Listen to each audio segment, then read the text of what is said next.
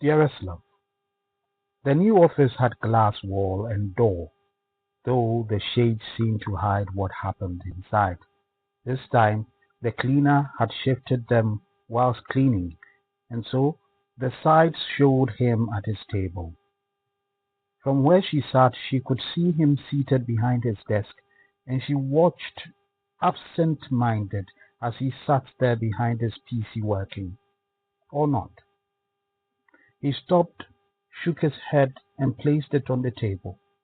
She saw two people at his door. They knocked, and he raised his head, composed himself quickly, and asked them to come in. Even from where she sat, she saw the excitement with which he received them, laughing and talking, and it was a complete shift of the person that was a moment before, who seemed broken with tiredness or sorrow. They spent a few minutes and laughed throughout, and they left. And after they left, he seemed to be at work, but she could see him put his head back on the table, and this time he raised and took a handkerchief and he wiped his eyes. It was obvious he must have been crying. She wanted to go there, but she saw another person at his door. He again composed himself, and again with a smile and laughs, the person stayed and left. But she watched him after the person left, and then before he could go back to his state, he walked to his door, knocked, and just like with the others, he welcomed her and spoke in the best tones as he was noted for, asking about her and her project. She just watched him doing everything to make her feel at ease, while she knew something was not right with him, and she had asked what was wrong with him, and he had laughed it off and asked why she would think there was something wrong.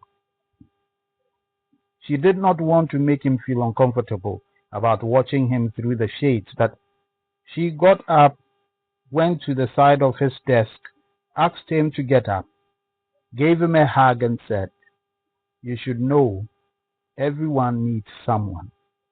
The burden is never for one shoulder. If you need help, you can always ask."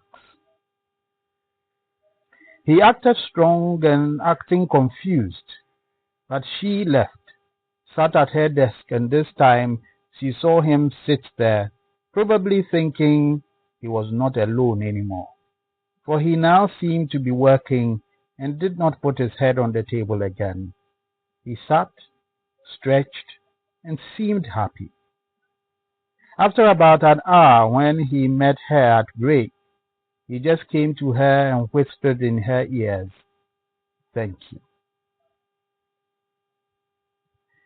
Some hide their wounds to dress the wounded.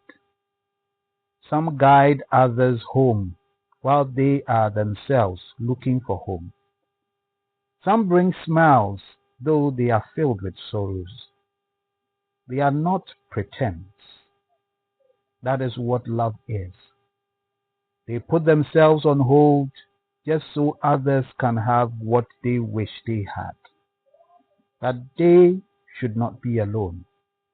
We all must be sane, and then no one is left not catered for. The Son of Man did not come to be a slave master, but a slave who will give his life to rescue many people. Mark chapter 10, verse 45.